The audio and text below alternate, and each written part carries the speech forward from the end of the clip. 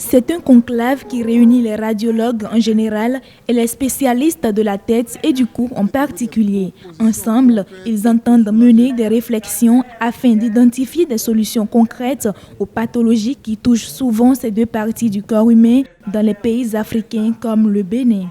Cette participation prouve à suffisance qu'au Bénin ou ailleurs, nous avons le même combat, celui de l'amélioration de la qualité de la prise en charge des patients. Et cela, nous l'avons si bien compris qu'au sein de la société Tête-Cou, en plus des congrès régulièrement organisés, nous marquons encore notre force pour le développement humain par l'apparition d'une revue de la société.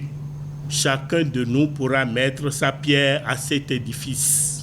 Pour le ministre de la Santé, les différentes thématiques au cœur de cette rencontre sont bien d'actualité et méritent tout l'intérêt que leur porte la société médicale Tête et Cou.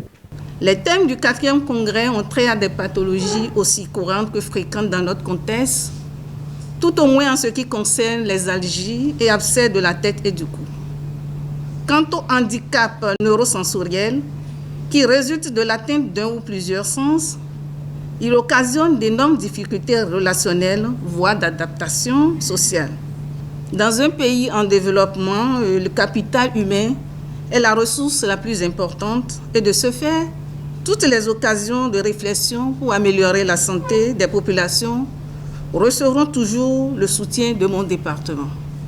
Chaque participant devrait sortir de cette conférence enrichi de nouvelles méthodes de prise en charge des algies et abcès de la tête et du cou et des avancées en matière de prise en charge du handicap neurosensoriel.